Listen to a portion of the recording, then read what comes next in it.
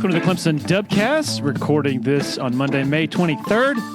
I am actually in the middle of reading, well, not reading right now, reading Paul Strila's Monday Morning Insider at TigerIllustrated.com. Always great intel and info on Clemson recruiting you can only get from Paul. Also got a story coming about Trenton Simpson and what he went through back in December with the very jolting news of Brent Venables' departure for Oklahoma. That and plenty more good stuff coming through the week at TigerIllustrated.com. My good friends Blake Smith and Brooke Archenhold have been part of the podcast since the beginning, way back in August of 2018. They have an accomplished team of personal injury attorneys at Parham, Smith, and Archenhold based in Greenville. They are Clemson people, and their skillful attorneys have decades of experience in complicated litigation matters, taking a special interest in medical malpractice, nursing home abuse, and neglect, car accident cases that have left the individuals involved in serious trouble. For a free consultation at Parham, Smith, and Archenhold, call 864-990-4581 or online at parhamlaw.com. That's P-A-R-H-A-M law.com. Solero Communications, formerly known as Tandem Payment, is a full-service integrated electronic payments provider powered by leading-edge technology. Solero provides a wide array of merchant solutions, simplified payments. They make onboarding, taking payments, maintaining risk management and compliance, and getting support quick and easy. At Solero, they're all about helping you achieve sustainable growth as a business. Taking payments isn't the only thing your business needs. With Solero's solutions, you can manage inventory, sell products and services via social media,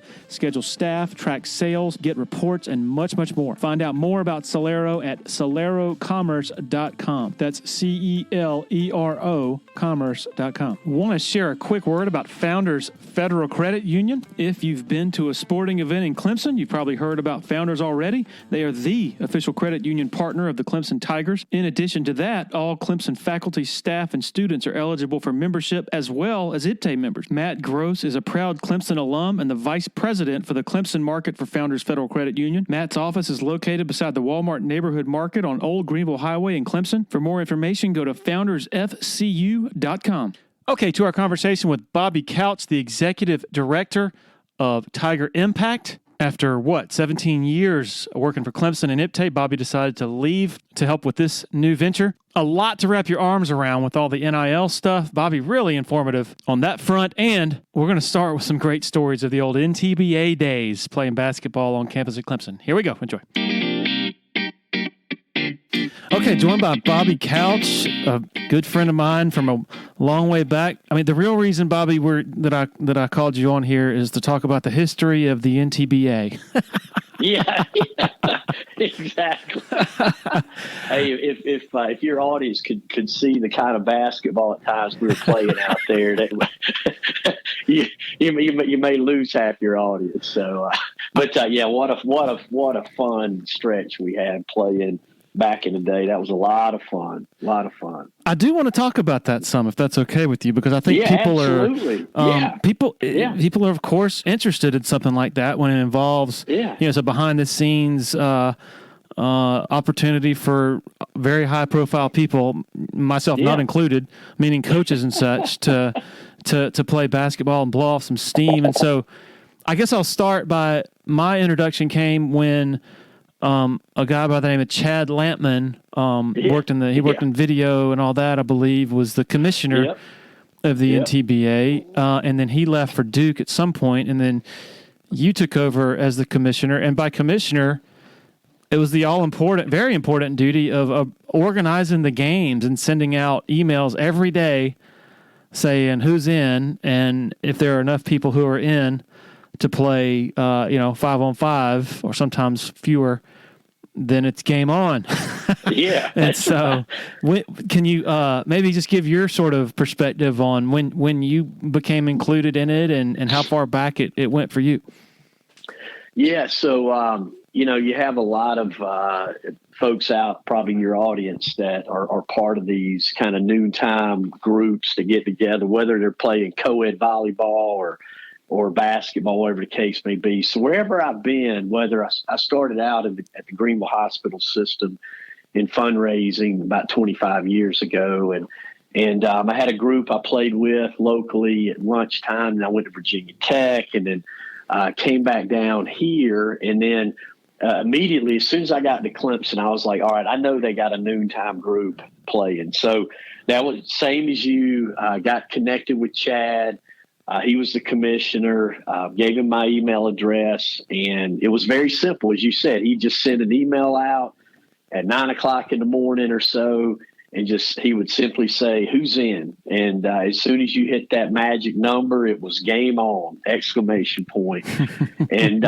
so when Chad left, he handed the reins over to me, and that continued for several years. And Larry, as you know, what was so wonderful about that is you have an opportunity to play with, we played with Coach Swinney for years. Brad Brownell got out there occasionally. We got to know a lot of our coaching staffs and just our athletic department staff. But what was so unique about it is we also had at times just people in the community, people in the media, and we all became really close, and it was just a great way to build camaraderie. And that's, you and I have talked about this, that some of my greatest days at Clemson were those 2 or 3 afternoons, playing noontime ball. And it got to the point, as you know, Coach Swinney got into it so much. He made jerseys, NTBA. There's probably some copyright infringement because we had I don't know if he took a picture of himself or what was on the front of our jersey, but it looked like the NBA logo. Jerry West is in the process of talking about suing HBO for their depiction. He might be suing Dabo too. Yeah, that's right. That may be your next big story. So, but as you know, he'd bring those jerseys out, and I think they were purple and white, if I remember. And so anyway, it was a lot of fun, and those were some of the best days I remember at Clemson. And I'm thinking of, you mentioned Dabo being there. You mentioned Brownell. Yeah. I'm just thinking of even to the days predating my time of starting. I think I started maybe in like 2009, but I guess Napier was still here. Just think about the guys who went on to become head coaches: Earl Grant, Billy Napier, Mike Morrell became a head coach. Shaka Smart. Shaka was, absolutely. And I'm probably missing some. You had, some that are a Toro Umo or Coleman now. Mm-hmm. She's a coach up. I think she's at Penn State, maybe still. But, we had, you're right, just a vast array of coaches, assistant coaches that played with us. And I remember Brandon Streeter was a graduate assistant. Yep. And played with us, and then left and went to Richmond, and then now he's back, and so it was great to see. Brent Venables about broke my nose before the Georgia game. I ended up with a black eye. I was hosting a tailgate before the Georgia game down in Athens. I'm standing up in front of the group talking, and I got a black eye, and everybody's like, "Did you get in a fight?" I was like, "No, I know Coach Venables is ready for this game. He's about broke my nose." But yeah, he was quite, as you know. He's a competitor on the basketball court as well. But it's so much fun. It really was. So I want to get more insight into this black eye, but I distinctly remember Venables. We were playing over at Jervey. I guess this was when the new practice facility at Little John was being built, but Venables. Venables, he pushed the envelope a bit with the rules and pushing you in the back and elbows and he and like you said, like it wasn't a friendly game. There's no such thing as that with him. I don't believe. He's the exact same way in a pickup basketball game as he is on the field. A super nice guy when he's away from competition. Oh, absolutely. But he just has one speed. Wide open. But he got into it with Jordan Sorrells, who's now the director of recruiting, really prominent role over there or really important role, I guess you could say, at the football program. Absolutely. But nobody ever called a foul on Venables. I think because everybody was scared of him. And then, yeah. I'm sorry. Go ahead. No, I was saying that every game, he would always lose he had one of those tracker watches. And, every game he played, it would end up in the middle of the lane. We'd have to stop playing. And it's like, cause he's grabbing you. He's like running into, if you tried to come across the lane, he was checking you like a linebacker. It's like I stayed out on the perimeter, and that's what I did. I mean, that's what happened. So I was out on the perimeter. I'm like, I'm not going to try to take BB down because he's going to like just crush me. And so I'm standing out there, taking a little jumper, and he runs out full speed with his hand up and hits me right in the nose. And anyway, but of course, he was immediately like, "Oh, I'm sorry, but he's such a nice guy, and he is just a superhuman being." But he really would get after it on the basketball court. Did you call a foul? I did not call a foul.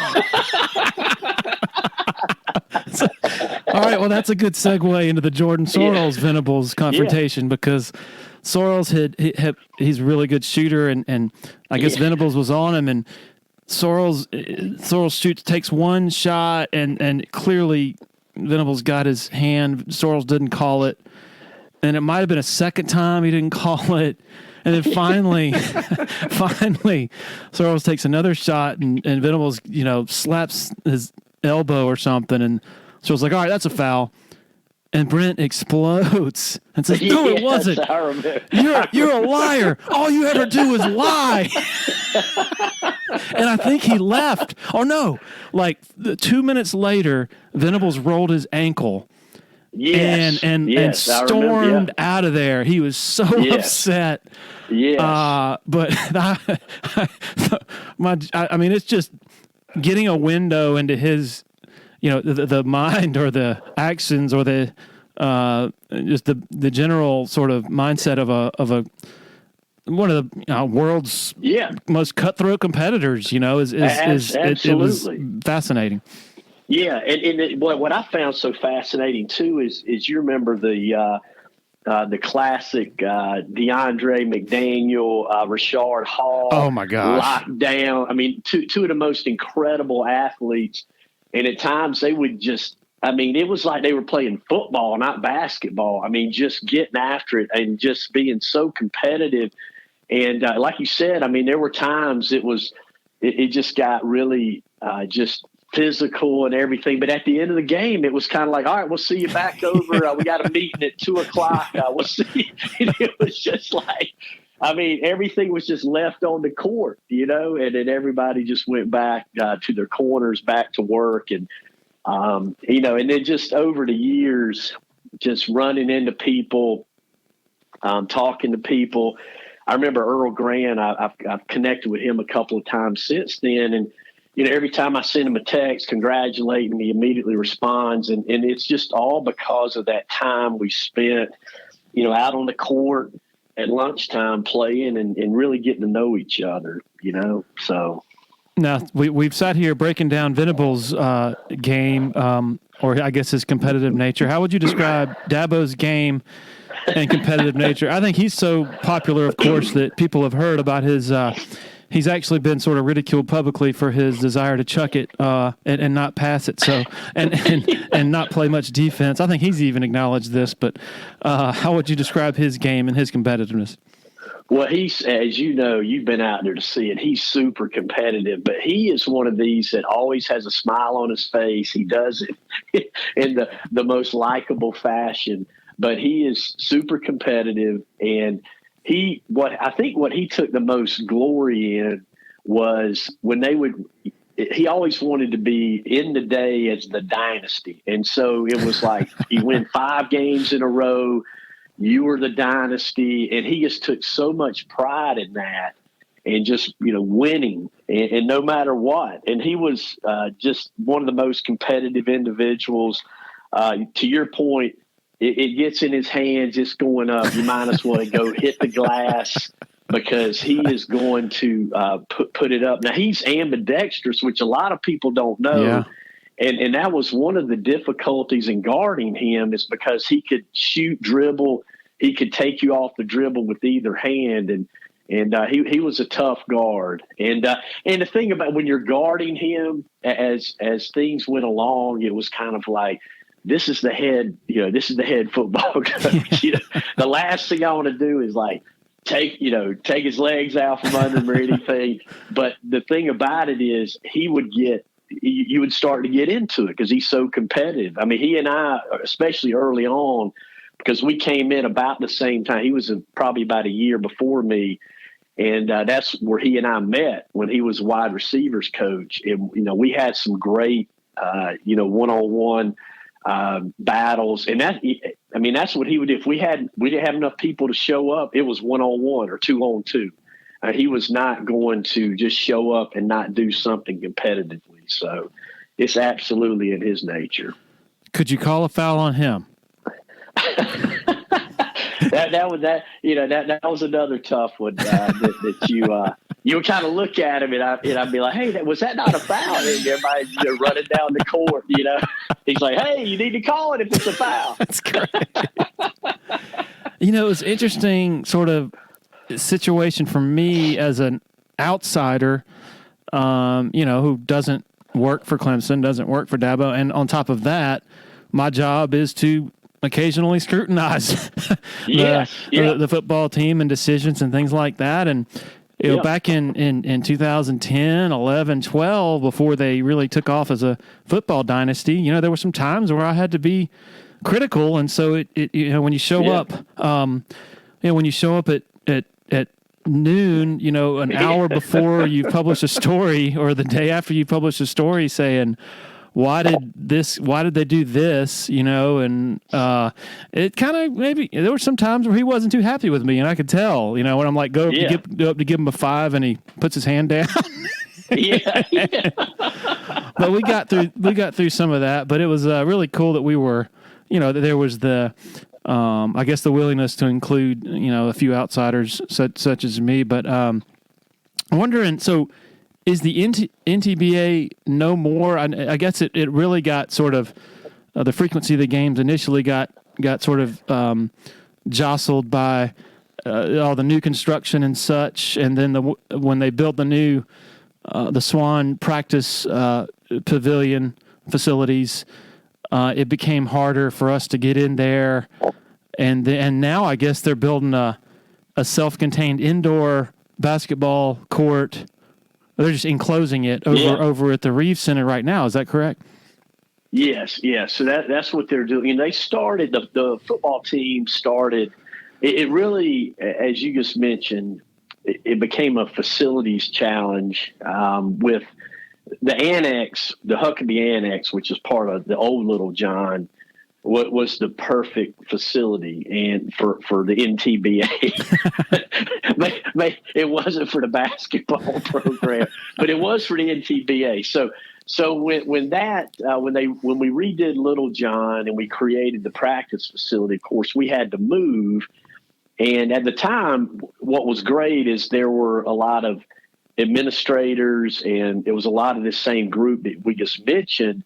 And so it was a little bit easier for us to stay together and then just figure out, okay, we need to find another practice court, which was Jervy at the time. And so we went over there, and then so over time, coaching staffs change, GAs change. And so and then COVID hit, and then it just became more increasingly difficult to get everybody together. And then probably the thing that ended it for me was, as we resurfaced, I got a group together. I started to kind of resurface the email list. And my very first day out there, I flip over somebody, land on my shoulder, and tear 3 ligaments in my shoulder. And at that point, I just said to myself, well, actually, my wife, Christy, said to me, your playing days are over. You're not going to be playing basketball anymore. And so that was it for me. And then the football team started to create their own group in that outdoor court. And then to your point, they're doing this enclosed court. So So anyway, so everybody kind of went their separate ways, and I think there was a group in town that's playing on Wednesdays at one of the churches in town, and I think I heard Dabo's playing in Greenville a night or two a week. So anyway, everybody's kind of moved on, and maybe we need to have a reunion. That'd be awesome if we could have a little reunion. So. And Dabo's got his own court at his house. That's right. Yeah, he doesn't have to go far at all. All right. Maybe that's where we should have the reunion, in the court at his house. All right. The reason for this interview is the TigerImpact initiative, and what interested me, sort of from the outside looking in, relating to you, is you no longer work for Clemson. You had to leave Clemson because with the way things are structured now with the NIL rules and all that, and of course this is all subject to change. I mean, the velocity of how this evolving is so fast and rapid. So who knows what it'll be like next week, or Yeah. But what was it like? So you had been at Clemson since 2005, and you were a major figure in the fundraising, major gifts, all that. Can we dig into first of all, just when you first sort of started thinking about leaving and sort of joining the TigerImpact venture? Yeah, absolutely.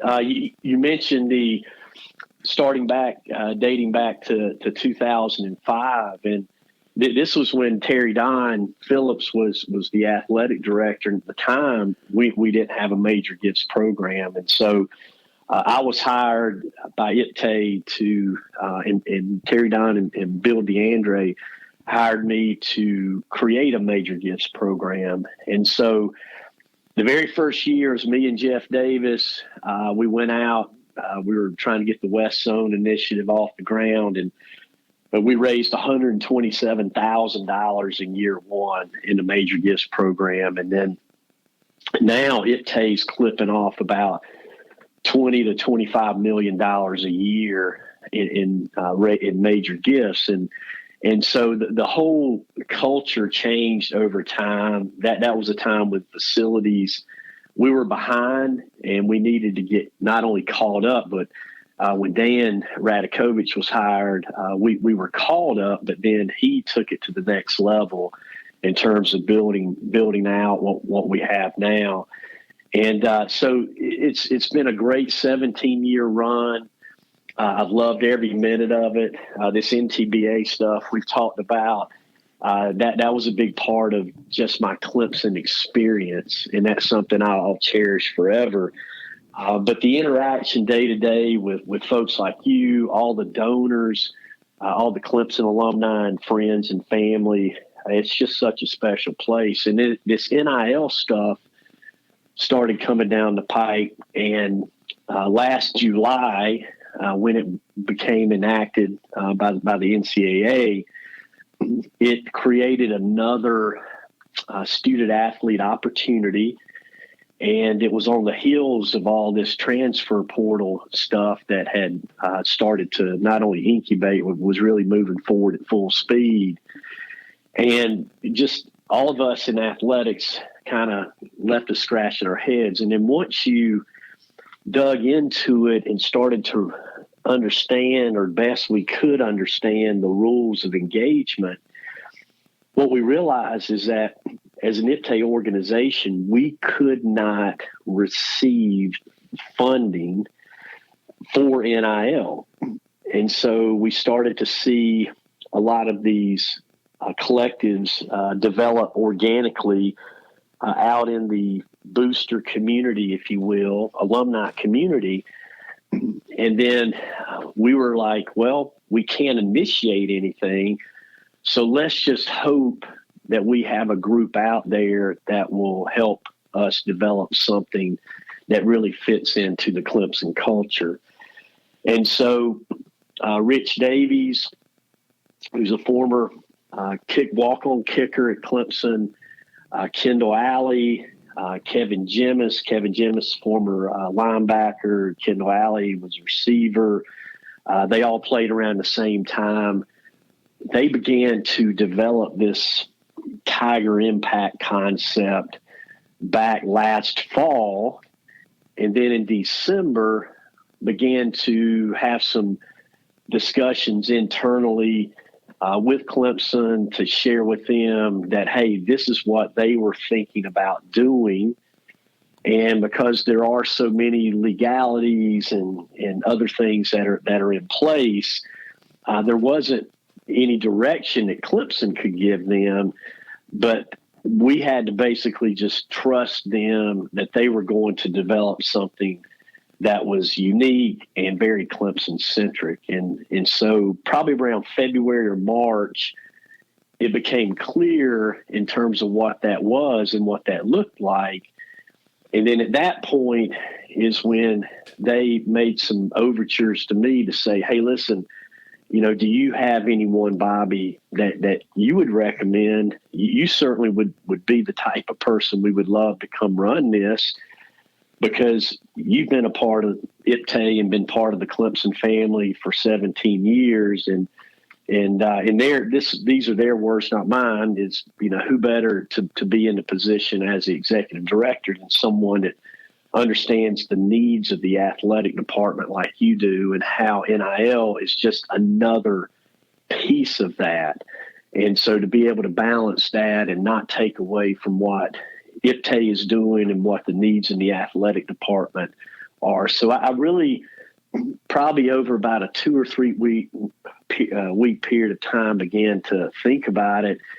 And I thought, wow, this is going to give me an opportunity to continue to stay connected with our student athletes, to do something for Clemson University, the athletic program, and not really have to leave, but just go to a different office, if you will, and be located differently. And so that was when I started talking with Christy, my wife, my boys, 3 of which have graduated from Clemson. My youngest son's a junior there now. And we made the decision probably about a week before it was announced that I would move into this position. And it was one of those things that was quick. Once I let Clemson Athletics and IPTAY know, my immediate boss, Davis Babb, it was one of those things because of all the legal issues, but just the firewalls, if you will. I had to leave immediately. And so it was my resignation. And then the next day of the spring game, April 9th, they announced me as the executive director of TigerImpact. Was it a surprise that you had to leave right away? It was to some people. And in others, it was, I remember, a couple of coaches were like, I'd run into them a week or two afterwards, just going around as I was separating transition away. And it was one of those things that it was like, wow, that was quick. And I think part of it was because I had been around so long that you typically see someone, I'm 55 years old, and typically you see someone like myself in their 17 years. I'll probably stay another 8 or 10 years, and then I'll just retire, and we can all have a party and celebrate, and that's that. But I was ready for a new challenge, and ready to take on something that was uncertain, something that was polarizing in some form or fashion. And that's what NIL is. And so to make that decision, I think, one, it was the timing. It was how quick it had to be. And a lot of that had to do with because there had to be separation completely from athletics and IPTAY. And then I think part of it was just people saw Bobby Couch as a guy that was going to be at Clemson or be at IPTAY forever. And so I'm still heavily involved in helping the student athletes and working with some of the same donors. I'll be working with when the laws change, and we anticipate the law changing July 1. There'll be more of a partnership that we're going to be able to form with the athletic program and IPTAY.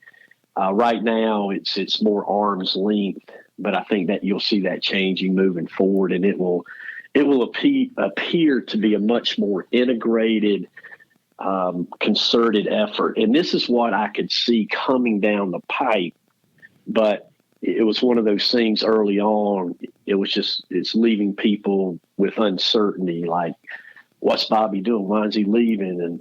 And he's going over to NIL, and that's going to be a competing entity with IPTAY. And so there was a lot of this back and forth about who we are, what we are, and how we're going to do business moving forward. So, you already mentioned sort of the temporary nature of it relative to the state law expected to change soon. Looking more broadly, I guess farther down the road, it feels, and tell me if I'm crazy, it feels like to me that this is temporary in a sense of you could very well be back officially working for Clemson at some point. Like, this might not last very long. Is that the way you look at it too? Like, you see what I'm saying? Yeah, I think the tipping point of this whole NIL thing will be are we to the point, is the NCAA to the point of, I wouldn't say dissolving, but becoming less of a governmental type organization, a governance type organization? And are we moving away from amateurism, and are we moving more into a professional type environment? I think a lot of people would say anecdotally that we're headed there, and in some cases we may already be there. I think NIL is the crossroads. I think the transfer portal was a step towards free agency, basically. I think Hunter Renfrow said it when it came out. I mean, Hunter Renfrow said this is nothing more than free agency. And so I think that's what you have there. I think with NIL, people say it's pay for play. The NCAA is saying, no, it's not pay for play. But if you look at what's happening on the front end in the recruiting space with agents, with boosters that are creating these collectives, if you will, that appears and feels a lot like pay for play. What we're doing internally is only working with student athletes once they're enrolled in school and they're in good standing with their athletic program. Then they have an opportunity to enter this space. So I think it's going to be a critical juncture as we move forward. And if the decision is that the athletic programs and the booster organizations like an IPTAY or filling up the Rams Club or the Wolfpack Club or whatever, if they can begin to receive those dollars and give those dollars directly to the student athletes, then I think we have a whole different environment in college athletics. And to your point, if it gets to that point, I may be employed at Clemson again, but or they may say you should have never left, and good luck, Bobby. We'll see you later. I don't know, but it's that could be a critical juncture. I think what you're going to see, and you see this in other states already, with the law changing in our state, what that's in essence going to mean is currently the athletic program can simply educate the student athletes about NIL. Now, what that means is we can have a branding institute, which when I was at Clemson just a few months ago, last June or last March, Coach Swinney, Dabo actually called me and said, "Hey, listen, come meet with Thad. We need to raise about $11 million for a branding institute, 100 yards of wellness, and some other things in Poe and Reeves." So we went on about a 3 or 4 month full court press and raised through our generosity of our donors, raised about $12 to $13 million for the Branding Institute, which is now part of what's called RAIN.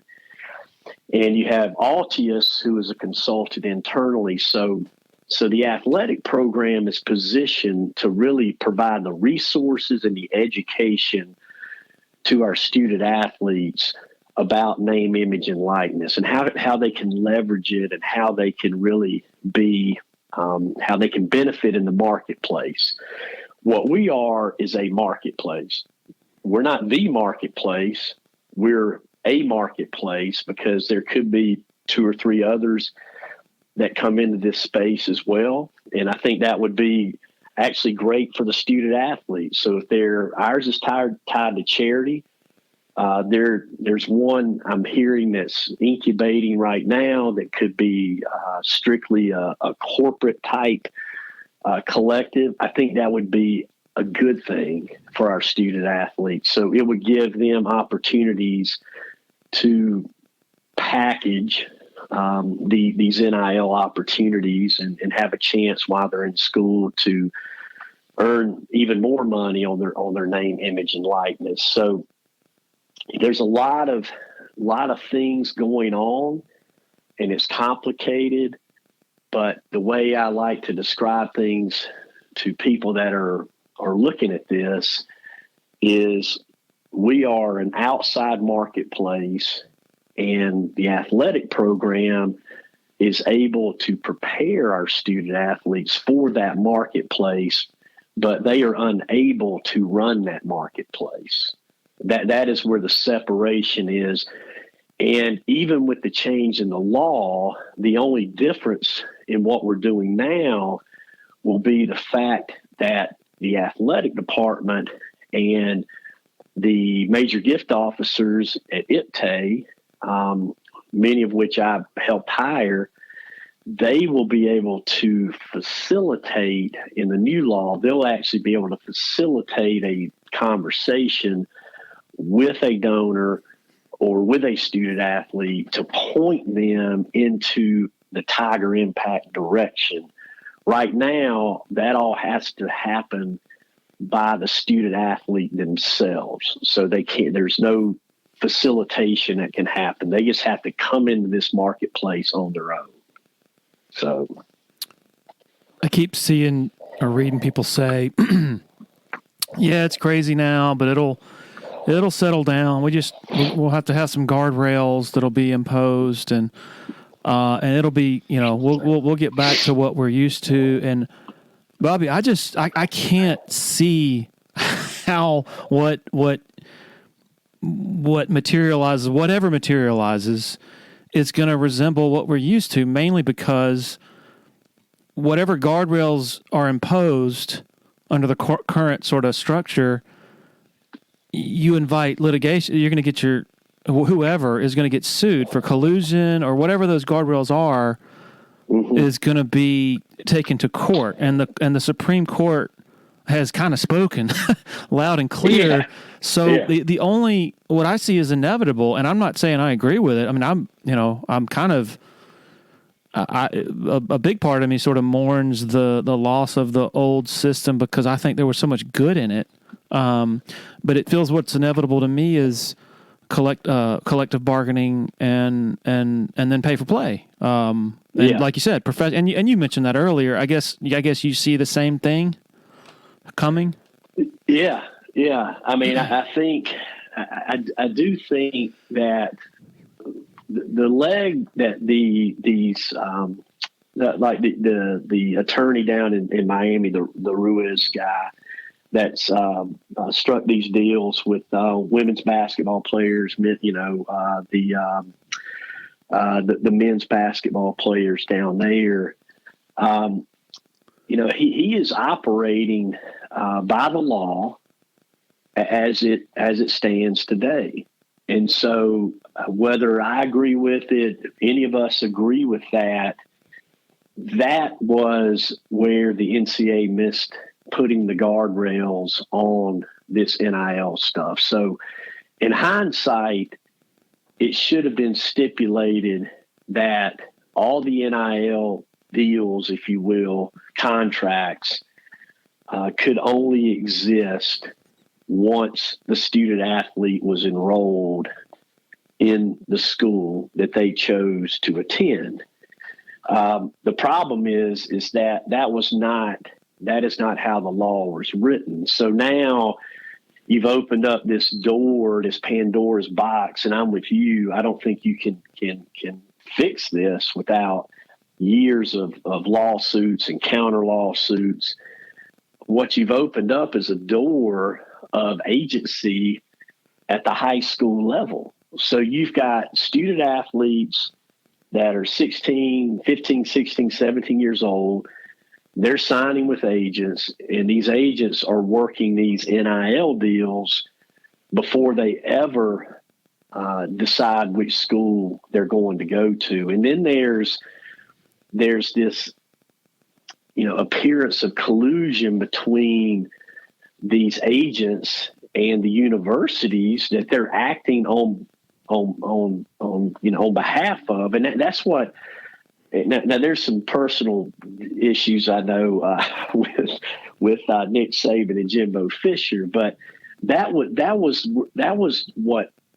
where the argument stems from. And that part of it is that there's a perception, whether it's real or not, that you're buying players because these agents or boosters are signing these kids before they make a commitment, and it encourages that commitment.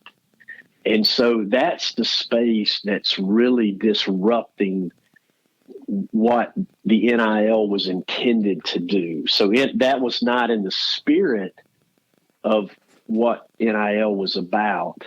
And so to the NCAA's defense, and I think even Saban said this, is that the NCAA wanted to provide opportunities for student athletes. They ignored the Ed O'Bannon case for years. I think that lawsuit started in 2014. And had they addressed it early, we may not have this issue now, but they put it off. And they came out and said, we're going to do it. And then all of a sudden it created this wild, wild west. So, and I'm with you. I think at some point I think the real test is going to be what happens. So these actions are going to create a reaction. So if Tennessee, if they've got a young man that's coming in, he's got an $8 million deal. Okay, so a year from now, where are we with that young man? Is this a young man that comes in, he starts right away, or is he going to come in and he's going to be a backup and then he's going to transfer? And what's that going to mean to his deal?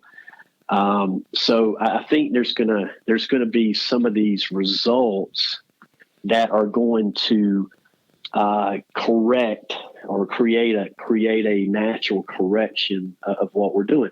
I mean, if you look at professional sports, and this all started with Moneyball, back in the day, I think the A's. But if you look at the richest franchises, they're not always the one winning championships. And so I think NIL, the thought is that the more money we put into NIL, and we're going to be the one that's winning the most games, or we're going to win championships. I'm not sure that's going to be the case. If I could look into a crystal ball, I would say NIL 5 years from now, NIL will be just like facilities was 15, 20 years ago. That if you didn't have a facility, if you didn't have an indoor facility, or you didn't have a football operations facility, that was a recruiting advantage. Okay. But once you got one, it was you're on a level playing field again. So I think NIL eventually will work its way out. I think it'll just be something that's expected. I'm going to this school. They've got an NIL deal. I can get an NIL deal here. And then I think that's where it'll all kind of wash out in the end. But I could be wrong. I could be on the street unemployed, but that's where I think we'll land at some point. If you're in the Eastern Midlands and PD area and you're in any way interested in buying and selling a home, commercial property, land, need to consider reaching out to Uptown Realty. They're based out of Sumter and run by a friend of mine, Patrick Enzer, big Clemson guy, used to cover the Tigers in a newspaper capacity, longtime supporter of Tiger Illustrated, longtime listener to the Dubcast. The home buying process should be an enjoyable experience, so let Patrick and his staff do all the heavy lifting. All you got to do is pick up the phone and call 803-774-0435 or go to uptownrealtysc.com. When you're ready for a complete renovation in your home or business, open the door to more with Harris Home and Harris Commercial. Their local experienced team will totally transform any room space, from beautiful floor coverings to construction to finished details. Harris handles every step of your renovation process, whether it's a kitchen or living room or an industrial or educational setting, like some of the positively stunning work they've done at Clemson University. Go to discoverharris.com and experience a total renovation transformation from Harris Home and Harris Commercial. Another loyal supporter of the Dubcast is Blackacre Law Firm in Greenville, a subsidiary of Parham Smith & Archenhold. Blackacre helps South Carolina residents achieve their dreams of home ownership by providing experienced professional representation for real estate closings. Attention to detail is crucial in real estate law. Blackacre is committed to making sure nothing gets by them preparing residential or commercial closings. Blackacre also offers estate planning services for their clients in the Greenville area. Find out more about Blackacre at 864-326-3507. I keep seeing people say, that market forces are going to create sort of a leveling off. If a school or whoever, boosters invest $8 million in a quarterback and he flops, then they're going to be less reluctant to invest in the next one, and so there will be a economic correction. I'm skeptical of that, Bobby, because I don't think that's necessarily. I don't think market forces really apply to something that is rooted so much in emotion and hope, because market forces don't apply to buyouts of college coaches. Those haven't gone down. I mean, they've gone up. It doesn't, like Auburn, for example, I don't know how much buyout money they're paying to how many coaches, but it's not like they're saying, all right, guys, the last few haven't worked, so we need to spend a lot less money on this buyout. They're paying more. And so to me, at least, the booster or the fan mentality is not, oh, well, this 5-star didn't work out, so we're going to spend less. It's more, well, that one didn't work out, but this next one's going to be the best ever, so we really need to spend money on this one. And I guess the same thing applies to facilities too, in that you're always trying to go better, but it's about competition and hope and that ultimate sort of goal of dominating, of winning big. Does that make sense? Yeah. It does. And what I would say is, you make a great point. But what I would say is, buyout contracts and facilities, let's use those two examples. Those are rooted in those are rooted in a much more grand dynamic. And what I mean by that is buyouts are they're in the athletic department. Okay, so it's rooted inside the athletic program, inside the university. And those dollars that flow into that athletic program that allows that contract to exist is being paid for by tens of thousands of donors. Mm-hmm. Okay. What I feel like we're dealing with in the NIL marketplace is, let's use DJ Uiagalelei. Now, DJ, what a great young man. We know what season we went through. It wasn't DJ. It was the whole Clemson football program. and it's, shame on us to be upset at winning 10 games. But the point being is that DJ came in, he got a deal with Dr. Pepper, okay, a great deal. Our season didn't go the way that we wanted it to. So guess what? Dr. Pepper does not re-sign with his agency group for another year, because that's one athlete and that's one company. You see what I'm saying? Yep. Great point. If you look at the NCAA, there are 480,000 student athletes that are NCAA student athletes.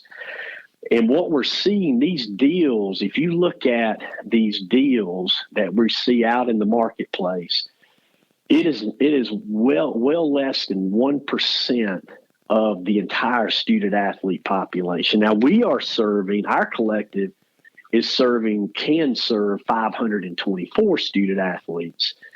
The collective that Nick Saban was talking about that exists at Alabama, it can serve up to 600 student athletes at Alabama. And so these 50 or so collectives that are out there are the ones that are in-house are serving a much larger percentage than these deals that are being done, like the quarterback at Tennessee. So I think what Nick Saban was saying is that put the Tennessee situation in Alabama. Okay, so this donor, this one donor or a group of donors is investing in this quarterback, to your point. They come into the stadium, and I think he was saying they're going to strut in there and say, hey, my guy's going to come in here. And they come in there and they look, and he's the guy sitting on the bench. Okay. Yeah. and so then that the kid's on the bench, and then he decides I'm transferred next year. So who is that on? It's not on Alabama. It's not on the program. It's on that donor or that small group of donors that invested that money in that student athlete. So the question is, are they going to do that again? And the answer is probably no. And so I think that's where you'll see where I see kind of a leveling out at some point. One of the things that I thought was really interesting, Larry, when all this NIL stuff broke, I was sitting in a IPTAY meeting. And so we had a little break in the meeting, and I was sitting by Dan Radakovich, our former AD. And, Dan turned to me because he could see I was taking notes and all this when he was up talking about it. And he just said, he just kind of looked at me and he said, let me ask you a question, Bobby. He said, who would you say is the most marketable person in our athletic department? And I said, that's easy. That's Dabo Swinney. And he's like, how many business deals, like how many corporate deals does Dabo Swinney have? And I said, at the time I could Toyota Visa. I mean, I rattled off a couple, like, 2 or 3, And he said that when this thing hits, it's going to spark. It's really going to just be out there, and there's going to be all these deals and everything. And then at some point, people need a return on their investment at the end of the day. And if the companies aren't getting the ROI on it, or the donors aren't feeling like they're getting the ROI out on it, then at some point it will, in all likelihood, level out. But again, it's all speculative. We don't know. Rules can change. Legislation can be enacted. The federal government could get involved.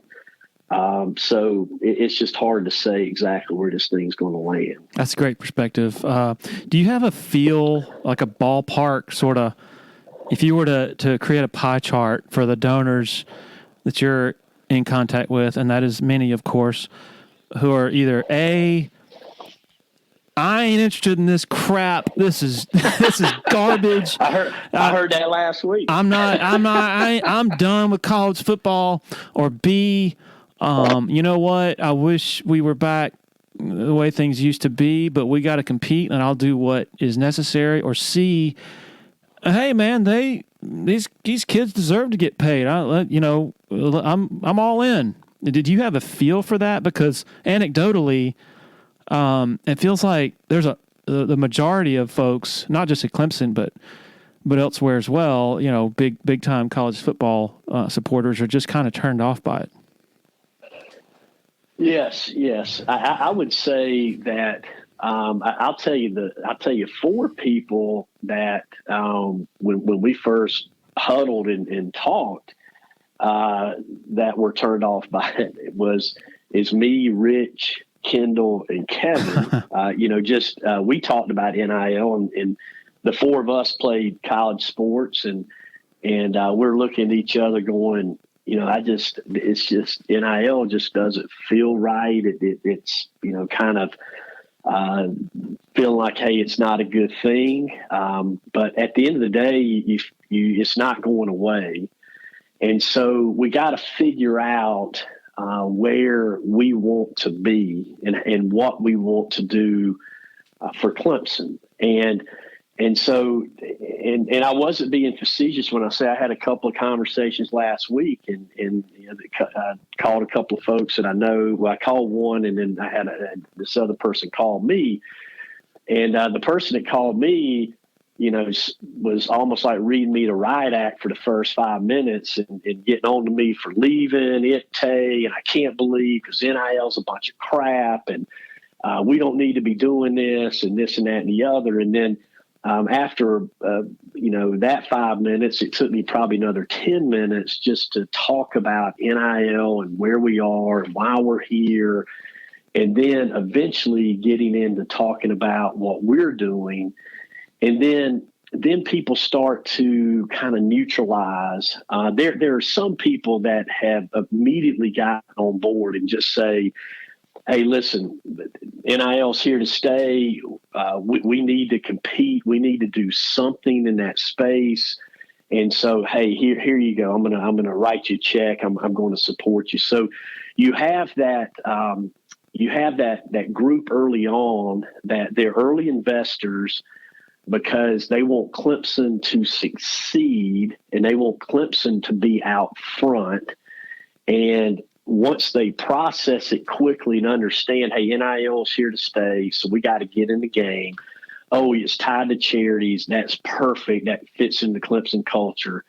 Here's a check. So you have that group that is immediately on board.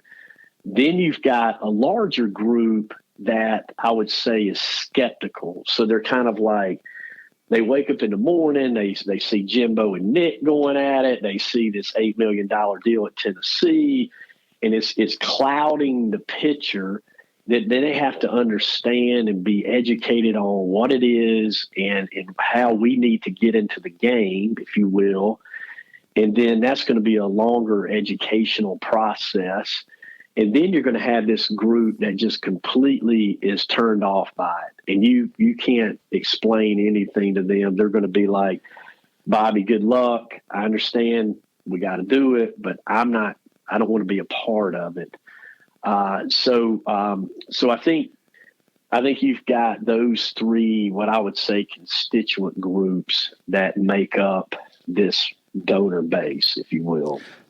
I'm really fascinated about the idea of hunger in a fan base, in that A&M, I would assume that a big reason they're just like, heck yeah, where do I sign? And I guess obviously this is a generalization. I don't have boots on the ground there, and it's based on a lot of just assumptions from things that we've heard.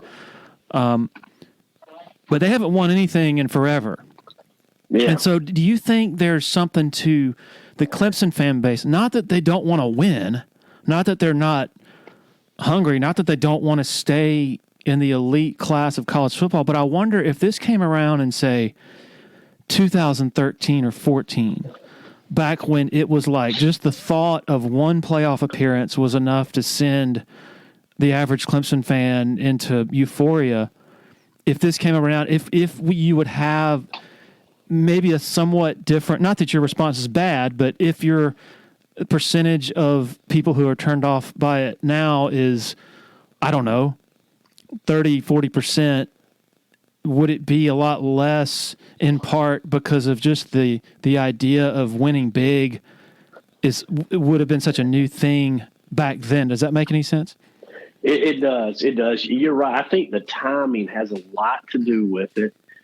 I think, the fan base, all fan bases are emotional, and they jump in and they want to help. And it all is based on how they are feeling at the time. And I do think the reaction would be somewhat different if this were 2014 versus where we are right now. I mean, we've won in recent years. We've won 2 national championships in football. And so at this point, the fan base understood or understands what it took to get there. And that at the time was based on recruiting. It's based on coaching staff. It's based on facilities. It's based on the culture that you have, the university environment, all those things. And so now the question is, well, where does NIL fit into this? Okay. Or where does the transfer portal fit into this? So the 2 championships are in the rearview mirror. So looking forward, where does this fit in? And so some of the immediate things that are being drawn off of right now is they're tying the NIL to recruiting. So it's like, okay, well, the last couple of classes, our football, I'm just using football as an example. So the last couple of recruiting classes haven't been as good as they've been in years past. So is NIL going to help? I mean, that's kind of a question that's running through the minds right now. On the other hand, I feel like you have a group that feels like that there have been sound decisions made over the last few years, and that there's a lot of confidence that whatever we put forward is what we need to do and what we need to be a part of. And there's a trust factor that we're going to do it the right way. In fact, I had a conversation with a gentleman who's like a 4th generation Clemson family member last week. And my conversation with him was right along these lines. He's not a big NIL guy, but he knows we got to do it. And what he told me after I talked to him about 30 minutes was, I trust that we are going to do it the right way. And so I think that also plays into this, but I do think the timing creates concern and at times creates additional questions in terms of why are we doing this now? And I think the question may have been a little bit different in 2014.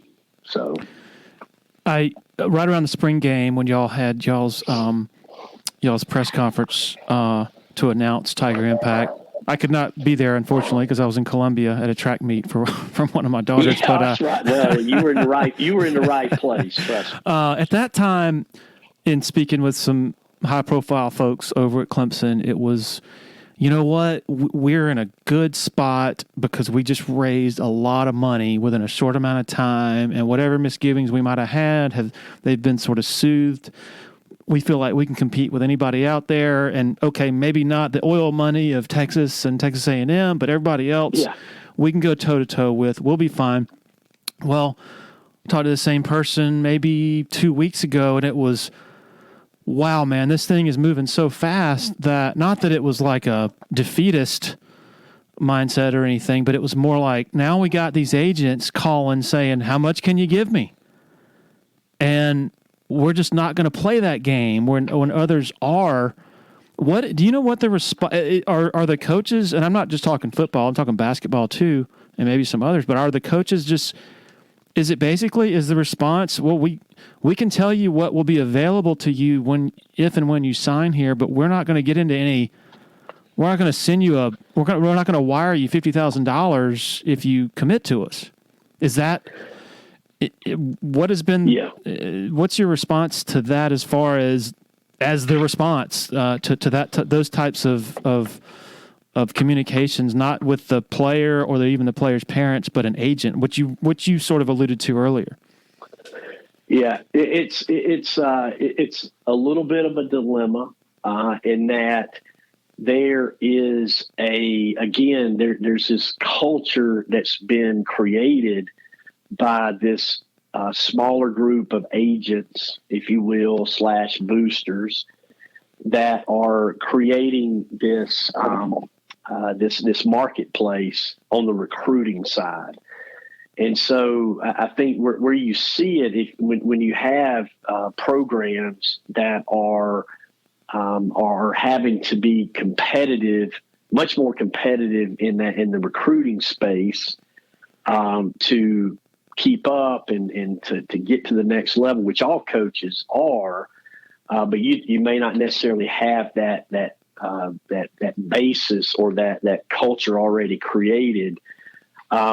There's that desire to figure out how are we going to leverage NIL to help us in this recruiting space. Now, that is not what we are about. That is not what we have positioned ourselves to be about. Now, could a football player or could a basketball player, a men's basketball player, a women's basketball player, could they come into Clemson and could they be able to earn, based on their name, image, and likeness, could they earn $50, $100, $200,000? Yes, they could, but it's all based on an algorithm, and we have to look at, are they a 5-star player?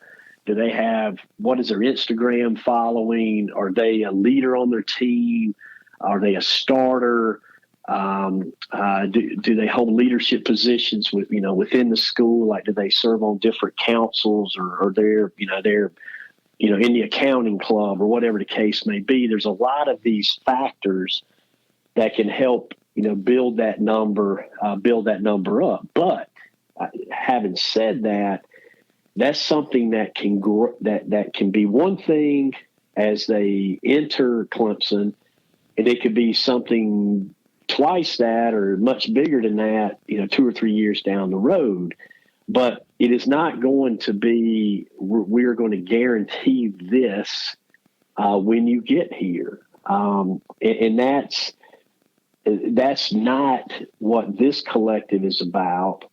But you're seeing it happen at other schools, and therein lies the dilemma for one, education. We just got to make sure that we're communicating with our coaches. Not only our coaches, we got to we're continually educating our donors, because some of our early investors, we're having to circle back with them so they completely understand what we're about and what we can do and what we can't do. And we're talking with our attorneys, and we're talking with the university attorneys all the time about, can Bobby talk to a coach? No. Can he talk directly with the student athletes? Yes.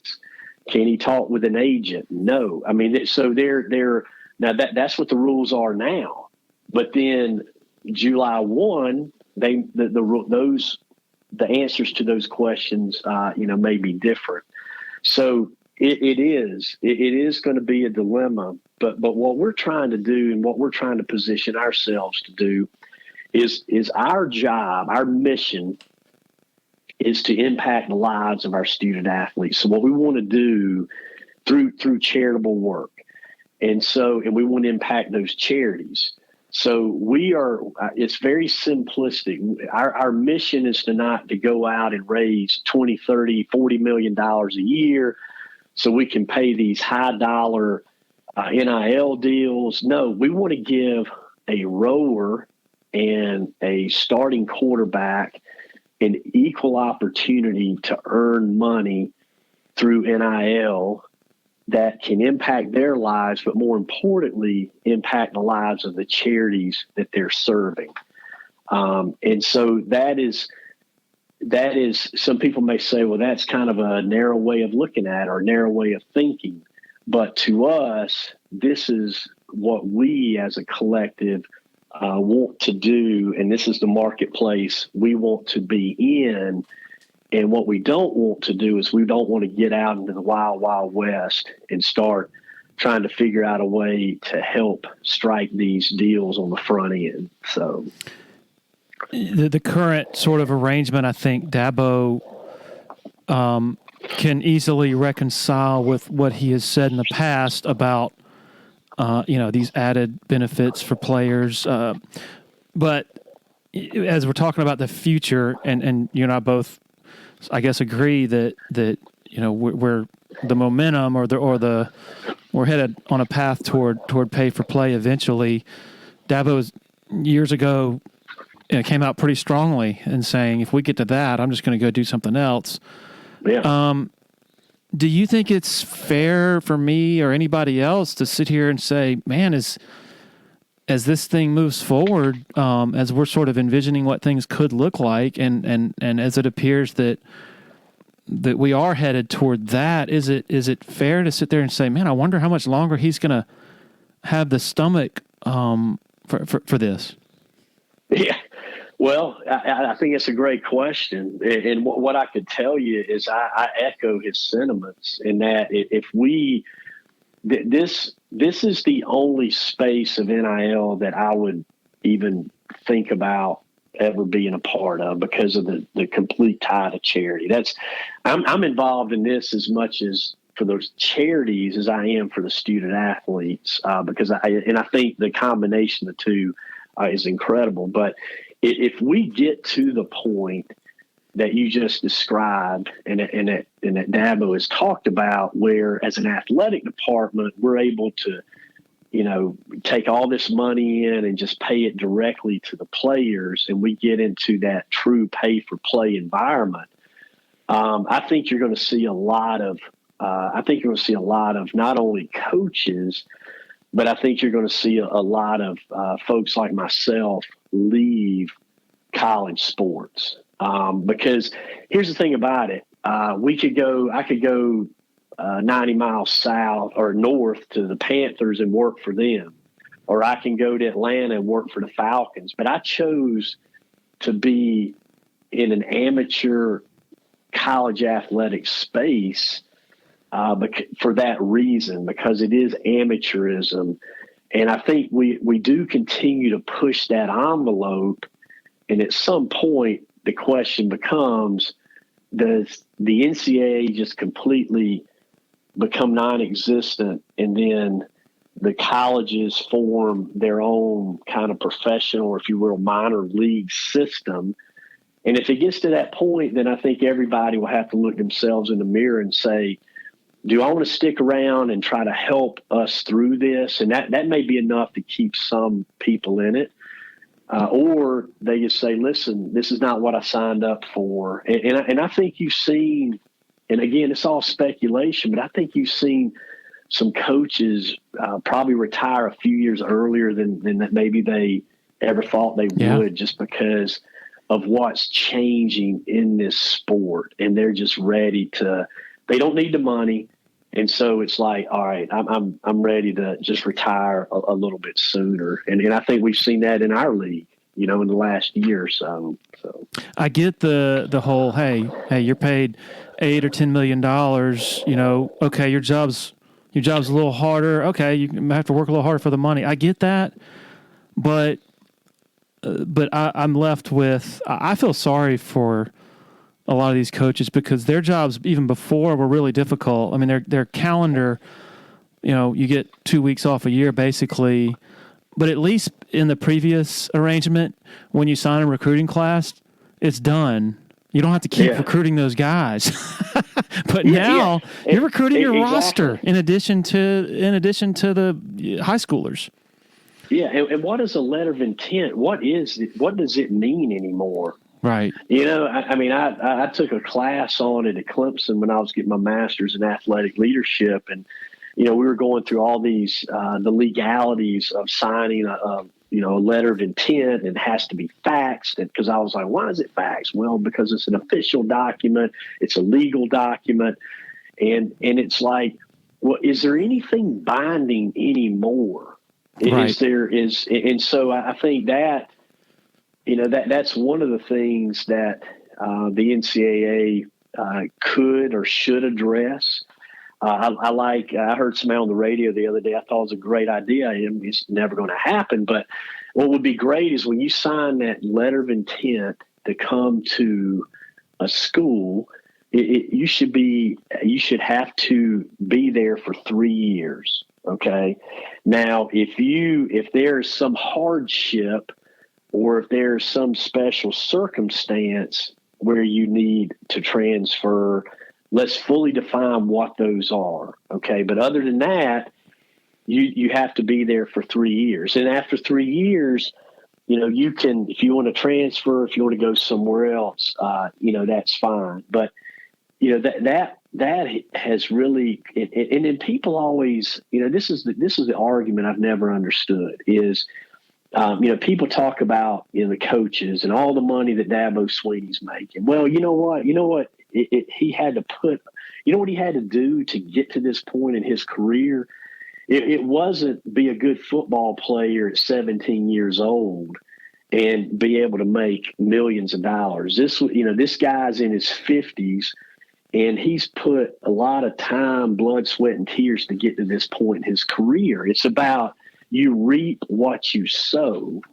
And we're too quick to say, we're going to let you sow when you haven't reaped anything. And so I think that is just a cultural challenge that's out there right now. And you've got kids, Larry, just like I do. I mean, you've got children, and this instant gratification society has really infiltrated into college sports. But it's more the adults, in my opinion, because if you look at our student athletes, if you look at the 524 student athletes, and I'll go back to that percentage of, 480,000 student athletes in the NCAA. So if you look at how many, let's say you had 3,000 in the portal, look at that percentage compared to 480,000 student athletes. Look at all these deals. So if you look at just our student athletes, you're talking about maybe 5 or 6 in any given year might consider transferring, but the large 99% of our student athletes are completely excited and happy to be here. Mm-hmm. And so I think that's the other thing is we got to sometimes look at this with some perspective and understand that, I said this the other day, it's not the kids, it's the adults that are screwing this thing up. Yeah, and part of the problem is the adults and sort of the conversation about it. I guess the scrutiny of the amateur system has consisted of this argument of what they had before was the value of zero. And I'm like, I'm sorry, man. I know a lot. I know you know a lot of former Clemson football players and athletes. I talked to a lot of them just recently, did a series talking to 30 former football players, and not one of them, not one person has said, man, my education was a joke.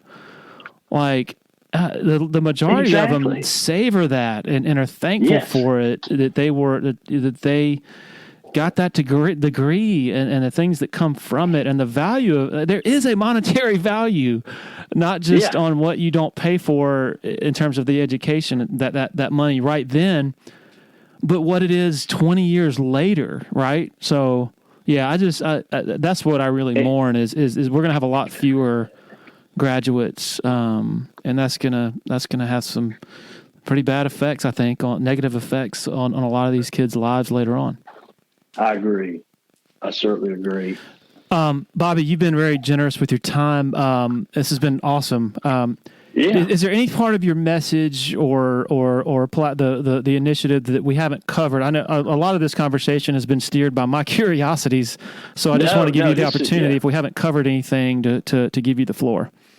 Yeah, absolutely. Let me just let me try to encapsulate what TigerImpact is about, just for your audience. Sure. We last week had an opportunity. I was invited up to the Levine Children's Hospital in Charlotte, North Carolina. So a wonderful 12-floor hospital that sits right off of downtown, doing some wonderful things for so many children in the region. And so Will Shipley, one of our star football players, he recently he's one of our NIL captains. So he has an NIL deal, and he has some other smaller NIL deals as well. I mean, he's doing some T-shirt stuff and some other things, and but what a great young man. So, but when he entered into and he registered with us, he chose Levine Children's Hospital as his charity.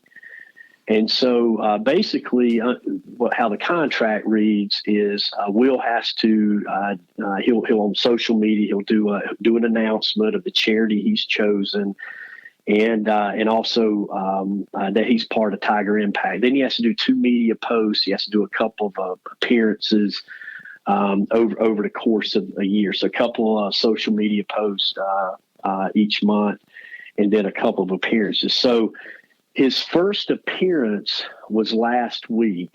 And so on Tuesday, drove up, Will gave $10,000 to the Levine Children's Hospital. His first NIL check, he turned around and gave it right back to the charity that he represents. Wow. And I followed his wife, his mother, Tammy, was there. His father was out of town on business. But Kendall Alley was there, who's one of our board members, and Kendall, who's close friends with the Shipley family, he spoke.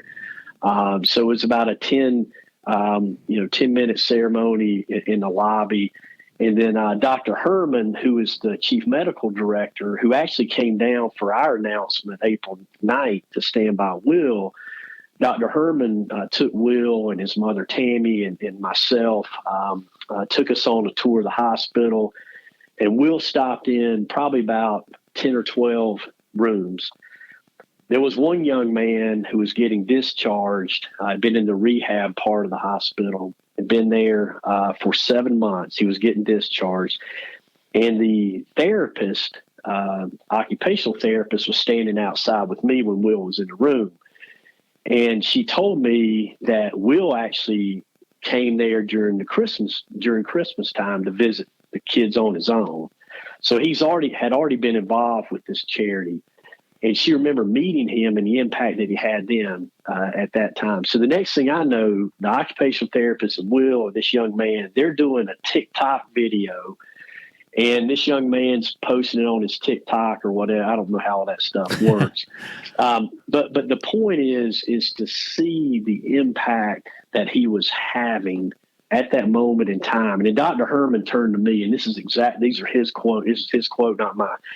He said, "Bobby, what y'all are doing with TigerImpact is amazing." He said, "This whole NIL stuff it seems crazy, but it to me, Clemson has figured it out, and y'all are doing something amazing in the NIL space."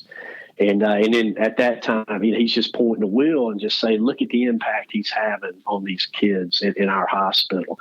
And so I wanted to just share that story with you. And that's just going to be one of many that we're going to be able to share because, and what Will said after that day, he said, "Bobby, I'm getting more out of this than they're getting from me." And so, because it pours back into them as much as they're pouring into it. And so to me, that's what TigerImpact is about. And to me, that fits the Clemson culture of caring.